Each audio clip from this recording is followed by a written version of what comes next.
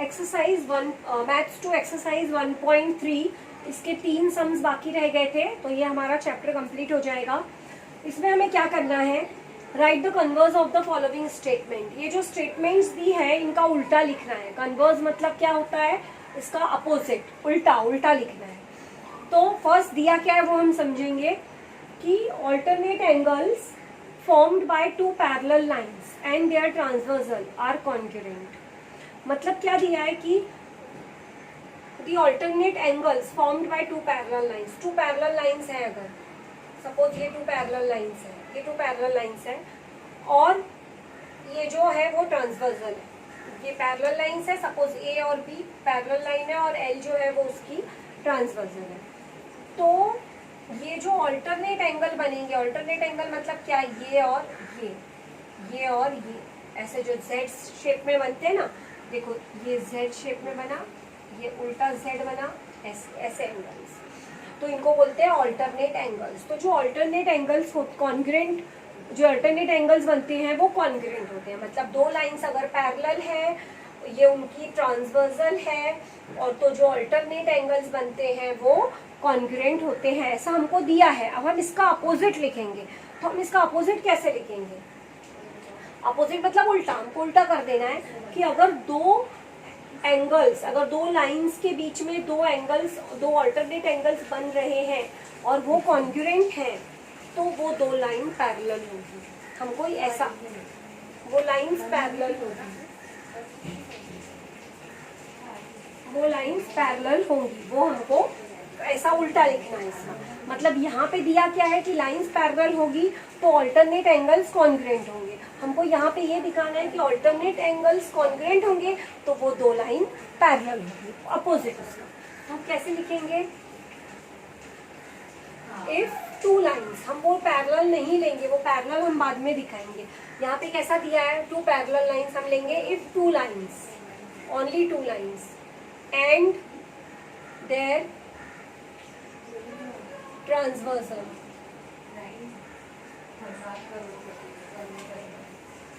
if two lines and their transversal form, कौन से angles है वो, alternate angles,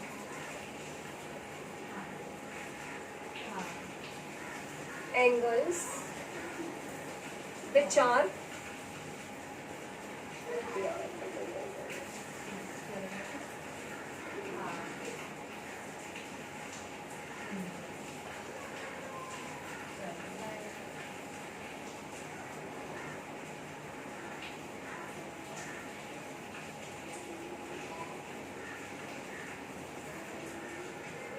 if two lines and their transversal form congruent alternate angles, then these two lines are parallel।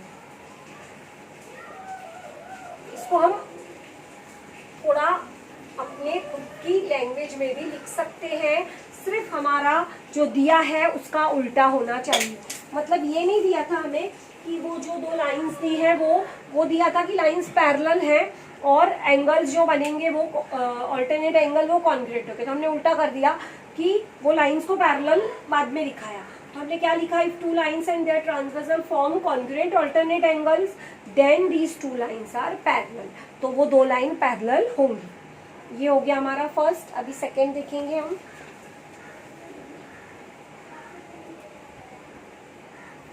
Second में क्या दिया है, if a pair of interior angles made by a transversal of two lines are supplementary, ये two lines है, ये इसकी transversal है, ये पैरेलल नहीं दी है, सिर्फ लाइंस दी है कि two lines।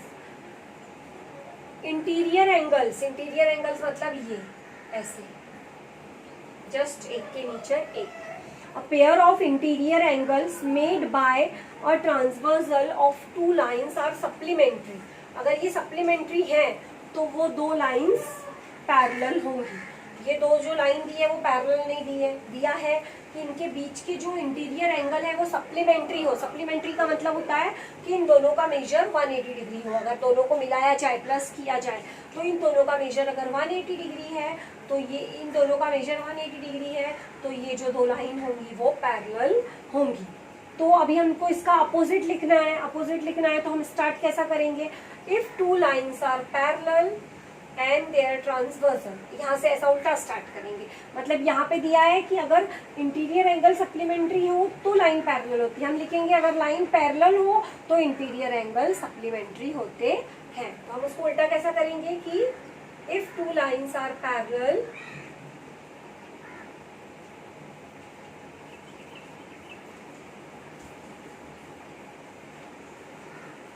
if two lines are parallel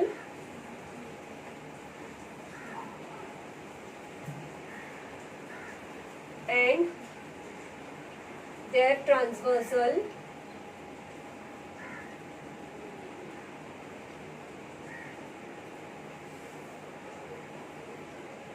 made, two lines are parallel,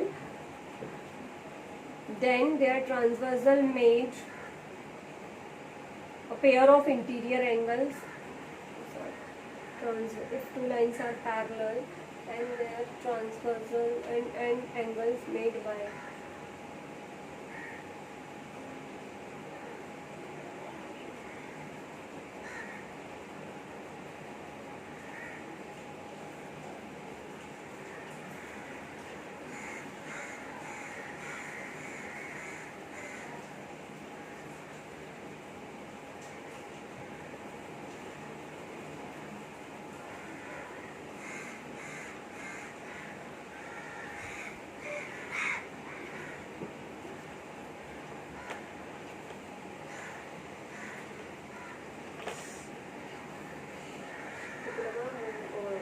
वो आ गया internal storage. If two lines are parallel and they are transversal made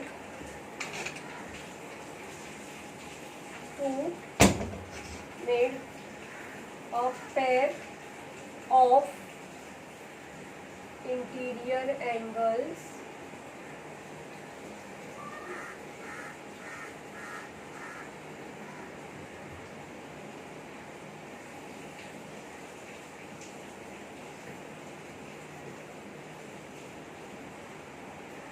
are supplementary.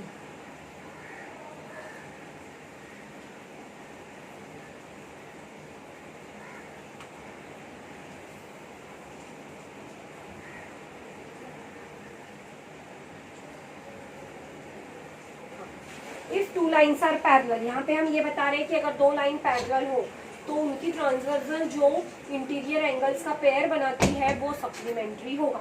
मतलब उसका अपोजिट लिखा हमने, यहाँ पे लाइन पैरेलल्स नहीं दी थी, यहाँ पे लिखा था कि अगर दो एंगल्स जो इंटीरियर एंगल्स का जो पेयर है वो सप्लीमेंट्री हुआ तो लाइन पैरेलल होती है। हमने लिखा कि लाइन पैरेलल होगी तो उनके इंटीरियर एंगल्स का जो पेयर होगा वो सप्लीमेंट्री होगा। अब थर्ड है हमारा कि the diagonals of rectangles are congruent. मतलब सपोज ये रेक्टेंगल है,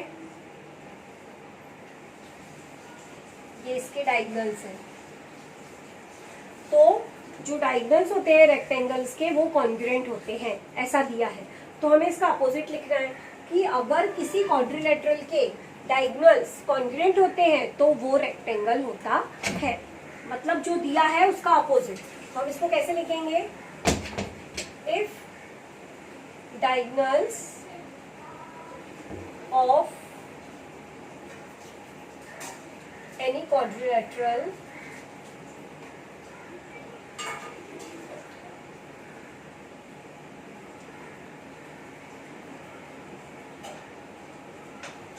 are congruent, then if diagonals of any quadrilateral are congruent, then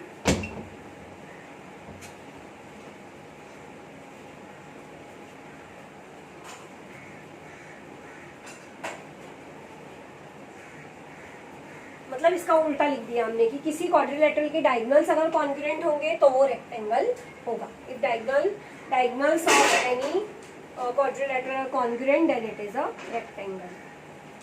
तो ये हो गया हमारा फर्स्ट चैप्टर कंप्लीट मैथ्स 2 का। अब हम इसका थोड़ा सा रिविजन करेंगे और थोड़े सम्स दूंगी सॉल्व करने के लिए, वो सॉल्व करना होमवर्क में।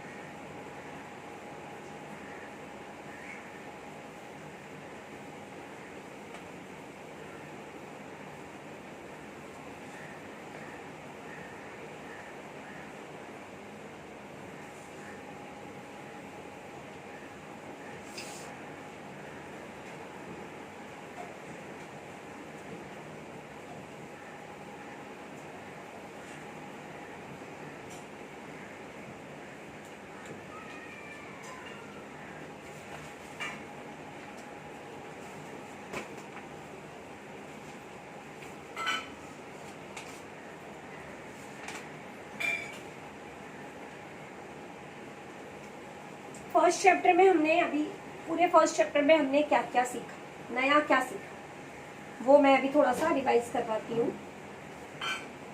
फर्स्ट हमने कोऑर्डिनेट्स दिए हैं और कोऑर्डिनेट्स के हिसाब से डिस्टेंस कैसे फाइंड किया जाता है वो सीखा। जैसे सपोज ये नंबर लाइन दी है,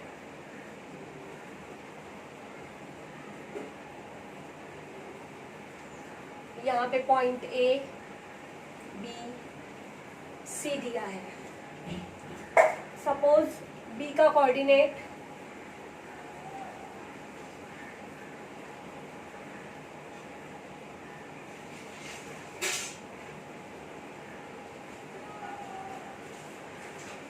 ये 3 पॉइंट्स दिए हैं।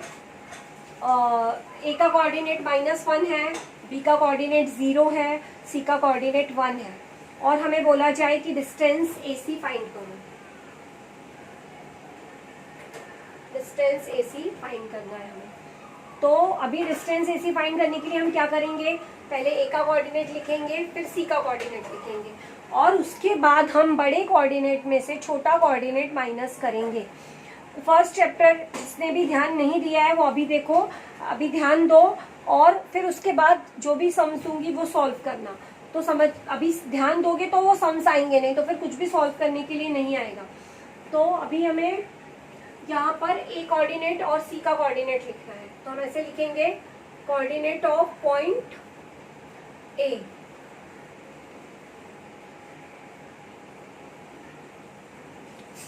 -1 and coordinate of point B -1।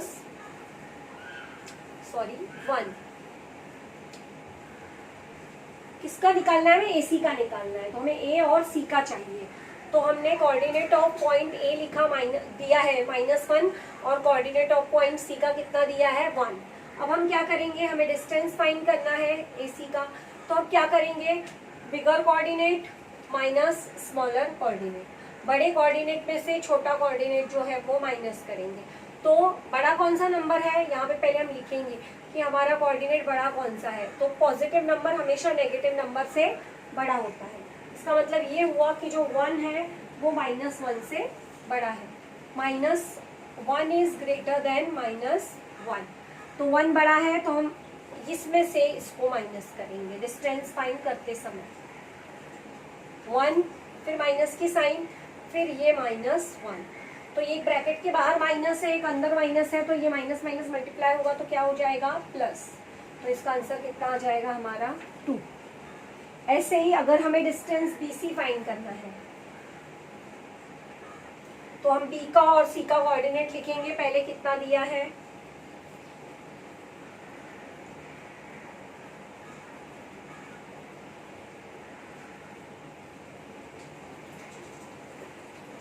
B का कोऑर्डिनेट कितना दिया है 0।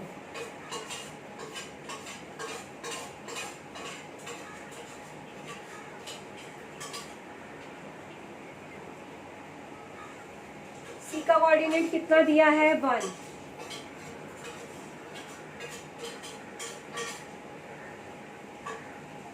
तो A coordinate of point B 0, coordinate of point C is 1।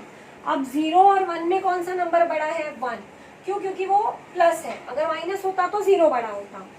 तो अब हम क्या करेंगे, डिस्टेंस BC कैसे फाइंड करेंगे, बड़े कोऑर्डिनेट में से छोटा कोऑर्डिनेट माइनस, मतलब ये 1 बड़ा है तो 1 माइनस 0, तो 1 में से 0 माइनस किया तो आंसर आया 1। तो हमारे BC का जो डिस्टेंस आया वो आया 1।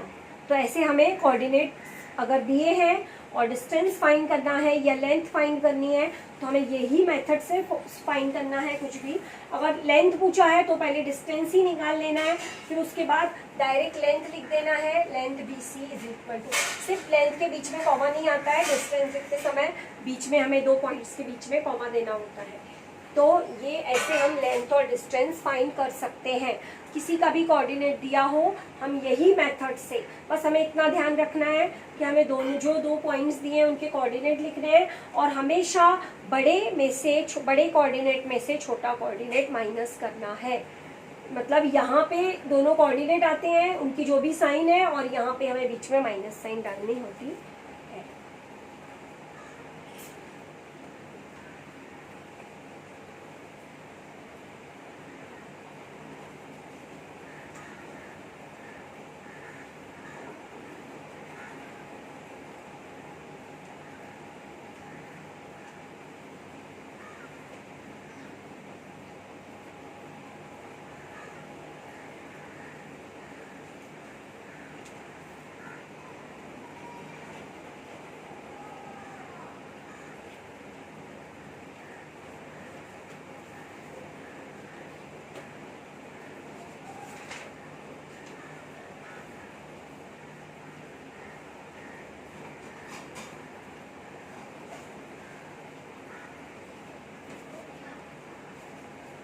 इसके बाद हमने सीखा बिटवीननेस। तो बिटवीननेस क्या होता है वो बताती हूँ मैं। अगर सपोज हमें क्वेश्चन में ये पॉइंट्स दिए हैं कि ये पॉइंट्स कोलिनियर पॉइंट्स हैं, जैसे P, Q, R, ये कोलिनियर पॉइंट्स दिए हैं और हमें दिया है कि distance PR is equal to 12, distance QR is equal to 7 और हमें डिस्टेंस PQ फाइंड करना है। हमें दिया है क्वेश्चन में कि distance PR is equal to 12, QR is equal to 7 और PQ फाइंड करना है। तो ये कब हम फाइंड कर सकते हैं? जब हमारे ये तीनों पॉइंट्स कोलिनियर हैं। अगर दिए हैं कोलिनियर तो हम डायरेक्ट फाइंड कर सकते हैं, अगर नहीं दिए हैं तो कैसे उसको प्रूफ कैसे करते हैं कोलिनियर वो बताती हूँ। पहले ये फाइंड करने का बाद में बताती हूँ, ये क्वेश्चन रहने दो ऐसे ही, इसको बाद में बताती हूँ। पहले प्रूफ कैसे करते हैं कि ये पॉइंट्स कोलिनियर है और कौन सा पॉइंट किस पॉइंट के मिडल में है, तो वो सम पहले करते हैं। सपोज पॉइंट्स दिए हैं A, B, C, distance AC दिया है 10, डिस्टेंस BC दिया है 6 और डिस्टेंस AB दिया है 4। ये डिस्टेंसेस हमको दिए हैं।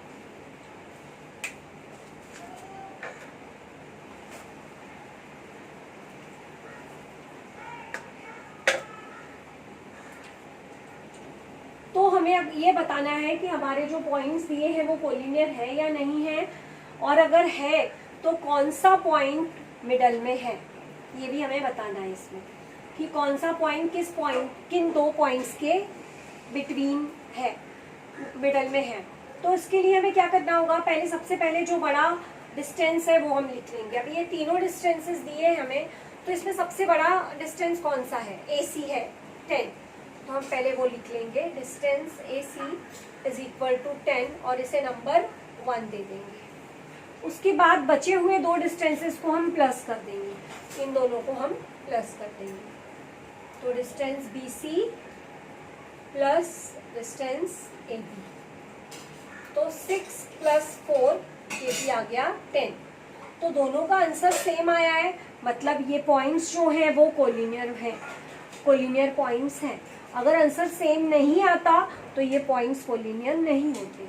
तो अब हम लिखेंगे कि points A, B and C are collinear points.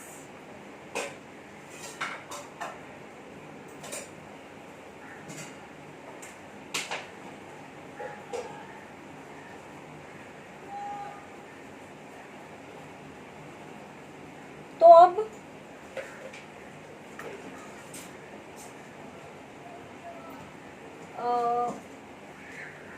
ये कोलिनियर पॉइंट्स हैं। अब हमें ये बताना है कि कौन सा पॉइंट किसके बीच में है।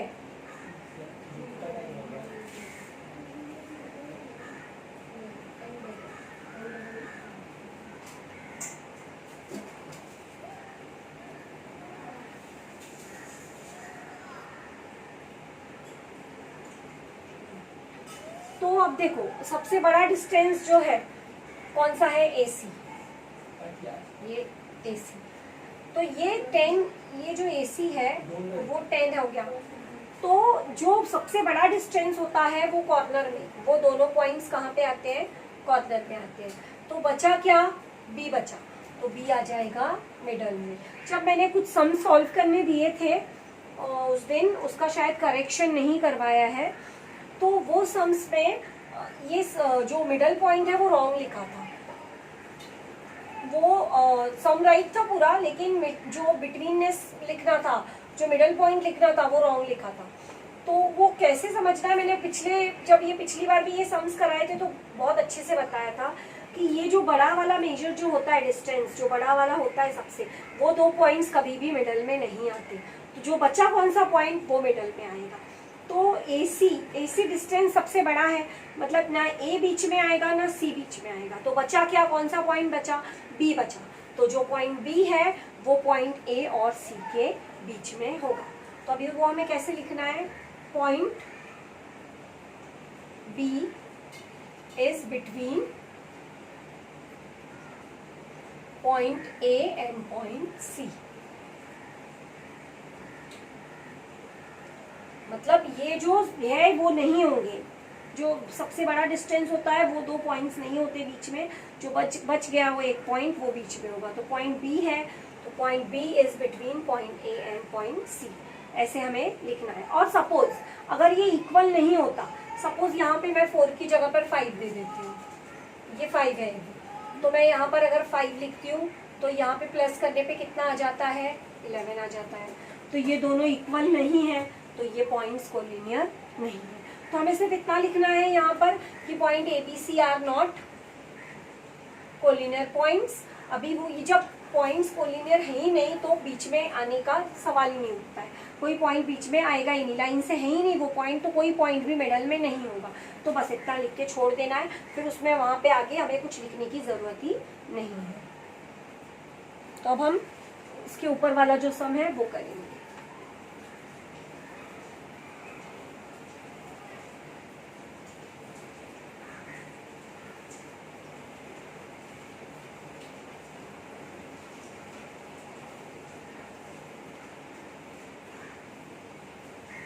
अभी जो इस सम में है, इसमें ये ऐसे पॉइंट्स दिए रहते हैं, मतलब ये कोलिनियर है, इसका मतलब ही होता है पॉइंट्स कोलिनियर है। इसी बीच में ऐसा जो डैश बना है तो इसका मतलब पॉइंट PQR कोलिनियर है, और पॉइंट Q जो है वो P और R के बीच में है, मिडल में है। तो अब हमें इसमें अगर 2 का मेजर दिया है और 1 का फाइंड करना है, तो हम कैसे फाइंड करते हैं।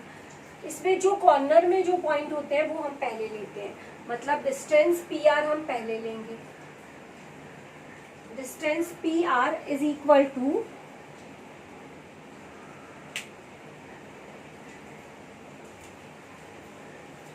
जो ये कॉर्नर के 2 पॉइंट्स हैं वो हम पहले लेते हैं, फिर उसके बाद ये लेते हैं, उसके बाद ये लेते हैं। Distance PQ plus distance QR।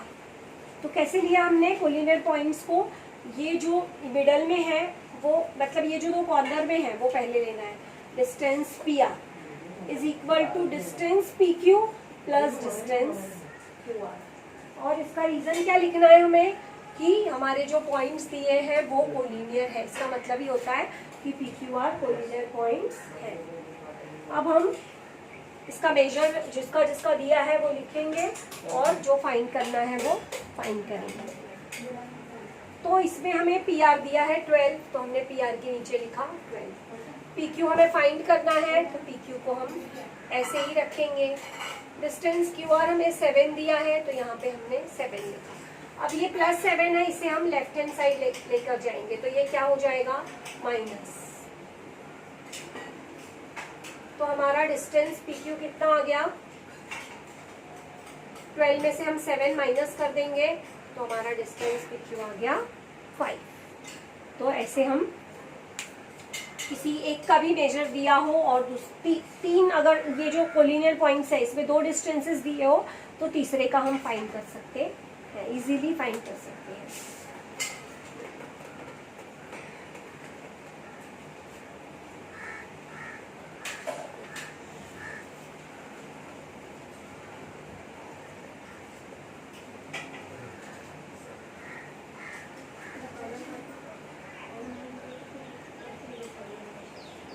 तो ये ना फाइंड,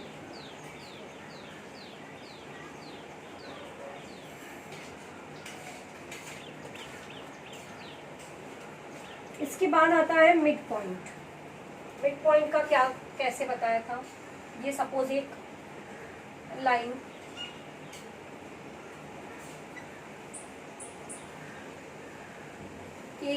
सेगमेंट दी है, ये सेगमेंट है ए बी, और ऐसा दिया है कि पॉइंट सी जो है वो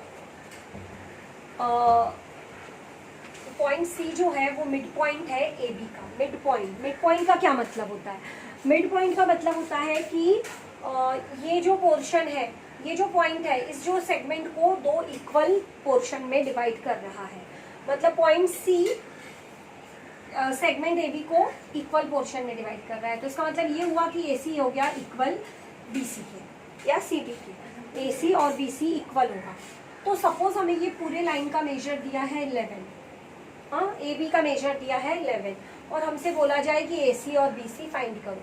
हमको दिया क्या है क्वेश्चन में कि सी जो है वो मिड पॉइंट है ए बी का, तो हम ए सी कैसे फाइंड करेंगे। तो पहले लिखते हैं कि point C is the mid point of segment AB. Therefore, segment AC congruent segment BC. ये मिड पॉइंट है, इसलिए ये कॉन्ग्रुएंट हो गई इसके। अब हमें फाइंड क्या करना है, हमें फाइंड करना है AC या BC दोनों। एक आ गया तो उतना ही दूसरा भी हो जाएगा। तो हम कैसे लिखेंगे, length AC is equal to half of AB, A B की हाफ होगी। क्यों, क्योंकि एम जो है वो मिड पॉइंट दिया है। तो ए बी हमें कितना दिया है, 11 दिया है, तो हम 2 से 11 को डिवाइड कर देंगे, तो कितना आ जाएगा 5.5। तो ए सी आ गया हमारा 5.5।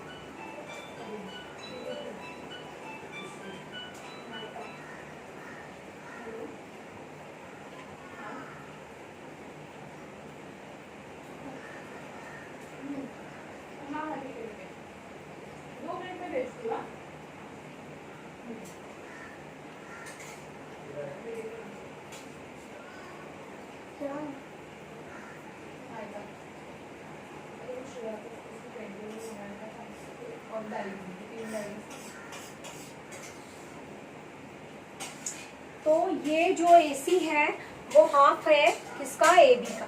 तो AC is equal to half of AB। तो AB का हाफ है, मीन्स हमने 11 से 2 को डिवाइड किया, तो ये आ गया 5.5। और अभी सपोज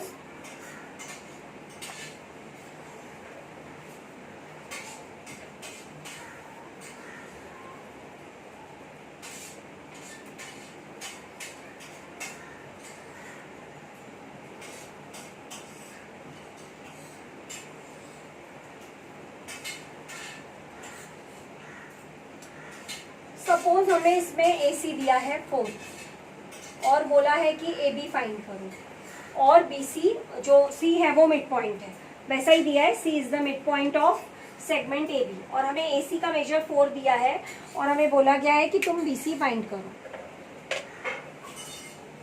तो सेम वही रहेगा, वैसा ही लिखना है हमें, सिर्फ हमारा थोड़ा सा सॉल्व करने का तरीका बदल जाएगा। तो हमने पहले वैसा ही लिखना है कि length segment AC congruent segment BC। क्यों? क्योंकि C is the mid point of segment AB। अब हमें फाइंड करना क्या है? फाइंड करना है हमें AB, लेकिन हम इधर वही लिखेंगे जो हमने लास्ट सम में लिखा था, प्रीवियस सम में जो लिखा था हम वही लिखेंगे। क्यों? क्योंकि यही हाफ होगा ना पूरे लाइन का। हम यहाँ पर अगर AB लिख देंगे तो हमारा सम रॉन्ग हो जाएगा। हमें फाइंड कुछ भी करना हो यहाँ पर हमेशा हाफ पोर्शन ही आएगा। तो AC is equal to half of length AB। ये AC जो है वो AB की हाफ होगी।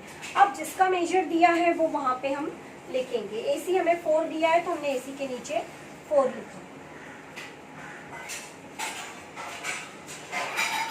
अब हम क्या करेंगे? 1/2 को इस साइड लेंगे, तो ये 1/2 जो है वो यहाँ पर आके 2/1 हो जाएगा।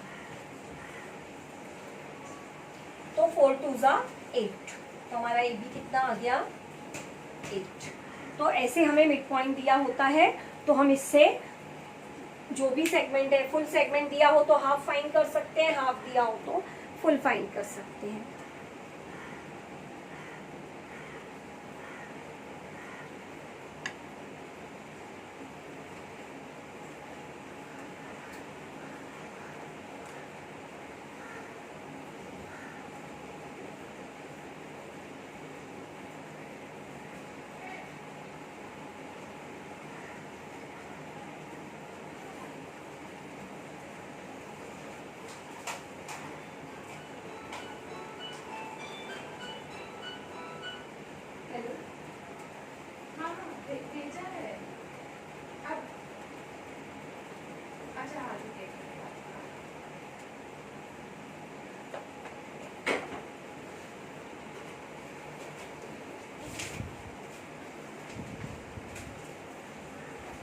अब जो प्रॉब्लम सेट दिया है उसके जो क्वेश्चन है वो देखेंगे हम थोड़ा कैसे सॉल्व करना है।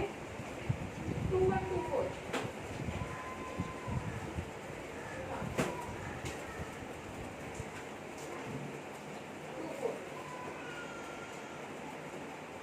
Thank you.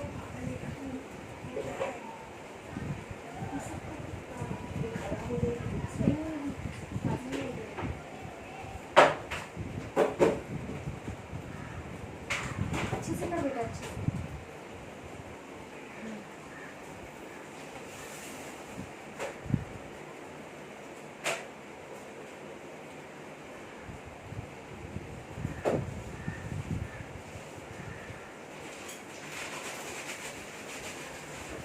फिर से सैनिटाइज कर रहा हूँ, पेपर लिया ना तो हैंड वॉश कर लो, हैंड वॉश कर लो। तो फर्स्ट क्वेश्चन दिया है हमें कि कोई भी एक लाइन सेगमेंट जो होती है, सेगमेंट होती है,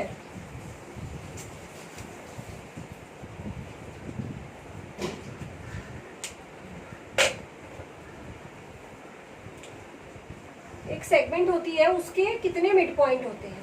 तो किसी भी सेगमेंट का सिर्फ एक ही मिड पॉइंट हो सकता है। अगर 2-4 मिड पॉइंट होंगे तो वो मिड पॉइंट ही नहीं रहेगा ना। एक लाइन है, अगर एक मेरे पास सपोज एक रस्सी है, मैं बोलूँगी इसको कितने पार्ट तुम इक्वल पोर्शन में डिवाइड कर सकते हो, तो 1 टाइम एक लाइन को हम एक ही बार वो कर सकते हैं, इक्वल पोर्शन में डिवाइड कर सकते हैं। तो एक लाइन सेगमेंट का कितने मिड पॉइंट होते हैं? ओनली 1। तो हमें उसमें फर्स्ट क्वेश्चन में लिखना है कि जो ऑप्शन दिए हैं हमें 1 2 3 एंड 4, तो ओनली 1 जो फर्स्ट ऑप्शन दिया है वही होगा, क्योंकि किसी भी लाइन सेगमेंट को सिर्फ एक ही मिड पॉइंट होता है। अब सेकेंड क्वेश्चन दिया है कि अगर 2 लाइन अगर एक दूसरे को इंटरसेक्ट कर रही हैं तो उनमें कॉमन पॉइंट्स कितने होते हैं। अगर ये 2 लाइन सेगमेंट एक दूसरे को इंटरसेक्ट कर रही है तो ये कितने पॉइंट्स पे एक दूसरे को इंटरसेक्ट करेगी? एक ही पॉइंट पे। तो इसका भी आंसर क्या होगा? जो थर्ड ऑप्शन दिया है हमें 1, इसका आंसर भी होगा 1, ओनली 1। थर्ड क्वेश्चन कि 3 अलग अलग पॉइंट्स दिए हैं, सपोज एक ये और एक ये। तो इन 3 पॉइंट्स को ज्वाइंट्स करने वाली कितनी लाइंस होंगी? तो हम लाइंस ड्रॉ करके देखते हैं 1 2 3। तो 3 लाइंस को ज्वाइन कर 3 पॉइंट्स अलग अलग दिए हैं, तो उनको ज्वाइन करने वाली सिर्फ एक ही सॉरी 3 अगर अलग अलग पॉइंट्स दिए हैं तो इन तीनों पॉइंट्स को ज्वाइन करने वाली 3 लाइंस होती है। तो हमने ये डायग्राम बनाकर देखा तो हमको अच्छे से समझ में आ रहा है। अगर हम ये सिर्फ रीड करेंगे तो हमें नहीं समझेगा। कोई भी चीज़ प्रैक्टिकली करो तो वो बहुत ईजी हो जाती है। तो हमने 3 अलग अलग पॉइंट्स लिए, तीनों को ज्वाइन किया, तो हमने कितनी लाइंस ड्रॉ की? 1 2 और 3 लाइंस ज्वाइन की। तो इसका आंसर होगा 3। फिर नेक्स्ट हमारा 4th क्वेश्चन है।